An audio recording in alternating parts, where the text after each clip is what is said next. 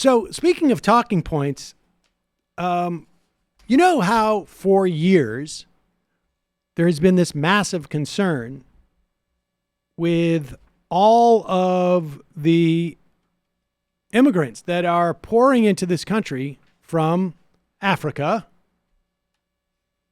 at the southern border, right? We've been talking about this for years. But it's obviously been extremely hushed terms because within the course of a day, we have clips now from 3 or 4 different shows on Fox that have all of a sudden discovered that not just folks from Latin America come into the states through the southern border. The other day, we reported on a 7-year-old girl from India who died in the desert around the area where Scott Warren, I think his name is, who is on trial for leaving water for people like that around that area. Donald Trump is launching his campaign tonight. And not coincidentally, he announced that there's going to be a massive roundup of undocumented immigrants in the millions. Of course, it won't be in the millions.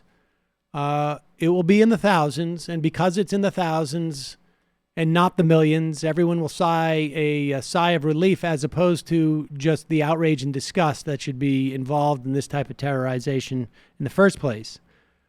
But commensurate with the official launch of the Trump 2020 campaign, we have a new group of people who are not white, obviously, to be worried about, according to Tucker Carlson, as he talks to Andrew Arthur of the Center for Immigration Studies. And I put that in quotes. Because their ultimate goal is to come to the United States and live and work here permanently. And this is something that I saw when I was an immigration judge with Somalis. It's just simply become a new group of nationals from Central Africa now who have heard about how open the American borders are and who want to come and exploit them. The population growth in that part of the world, particularly on the continent of Africa, suggests that, this flood could become a torrent. No?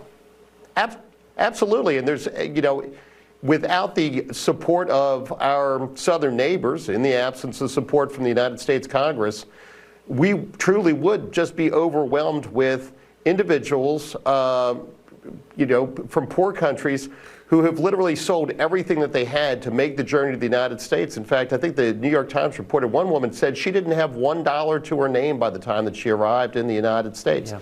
But they do it because they know that they're going to come here. And, when looking at a U.S. wage every day, it's a smart economic decision to make. Till Congress acts, it's just going to continue. Right. I would do this. Is he talking about all of our great-grandparents in this room who come to America with barely a penny in their pocket because the streets are paved with gold? Oh, no, he's not. He's talking about Africans. It's just going to continue. Right. I would do the same. I don't judge them. I judge our leaders. It's going to overwhelm our country and change it completely. Yes. Can you imagine just how dramatically different this country would be if we had a lot of black people here? Can you imagine? From Africa, of all places. One could only imagine. It would be definitely like something we haven't had as a country. In fact, not the real country. Not the real country. Well, I think that's one of the things, though, that really does trigger the right in this country is like, if you go across the world, you can, and again, this is not a justification for any particular policy, obviously, but you can sort of roughly, you can say look, Ghana is an African country. France is a European country.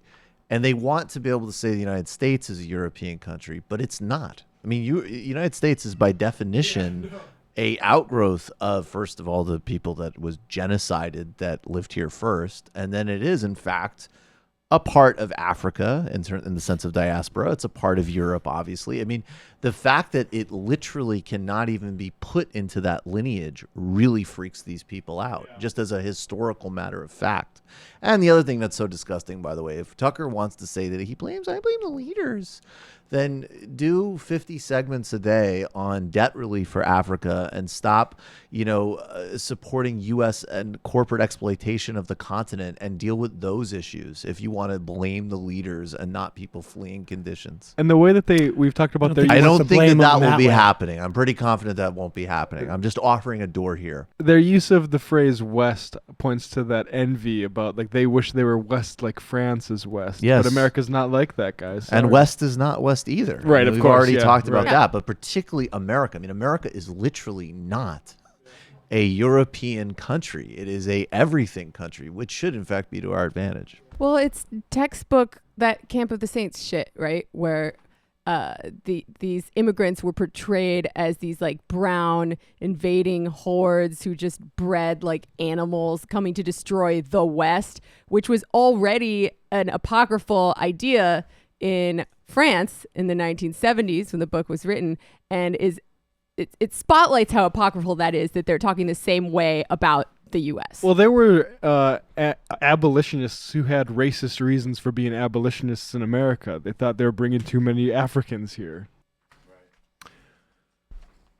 So we just played a clip of Tucker Carlson. Can I just also add, that guy used to be an immigration judge.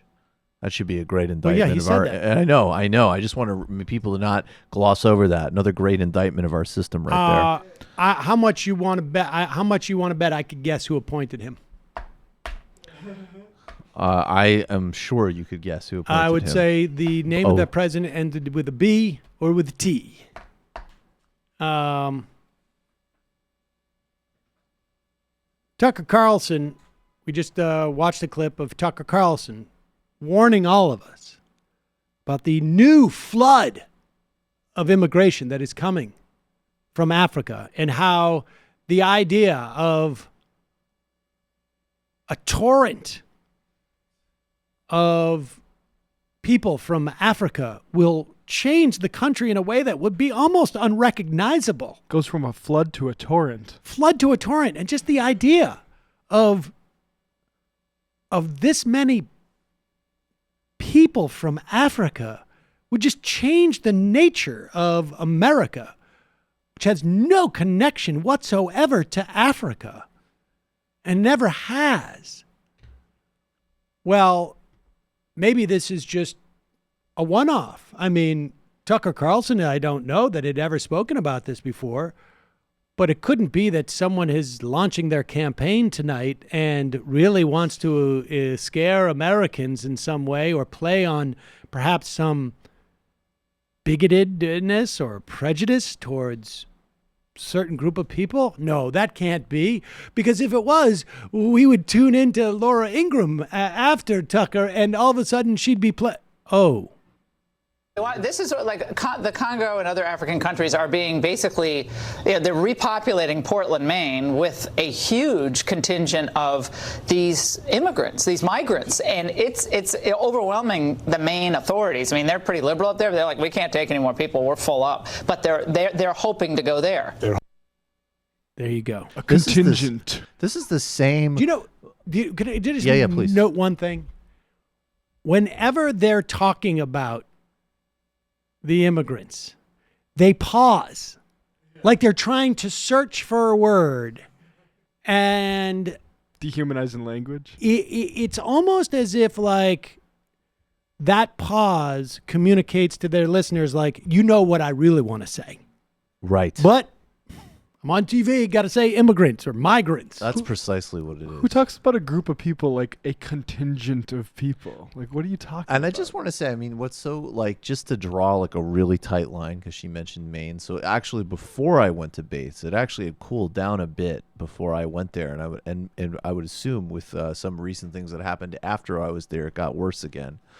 But there's a very big Somali and I think some Sudanese refugee community in Lewiston, and in fact, like, yeah, if you want to talk about it on economic terms, Lewiston is a classic, like, decimated mill town that has one ultra privileged college that has nothing to do with the rest of the town. And yeah, these refugees came in and they did generate some new economic activity in the town. That's literally how this stuff Disgusting. works. Right. Now, this was a mecca, of Klan activity before, like in early aughts. This was like a major thing. And they used precisely the same rhetoric she's using now to talk about exactly the same dynamics that she's talking about. So it's just like, whether or not it's even a direct line, it's just a replication of something that was thought of as like, look at this horrifying oddity. It was even covered as like, look at the college kids teaming up with the immigrant community and good local people fighting against this. And now it's talking points on America's main cable network. Yeah, and you can also draw a direct line to the Great Replacement panic in manifestos of multiple white supremacist murderers, like in the recent past. So this stuff has real world consequences. Got to do something before the flood becomes a torrent. That's the only part.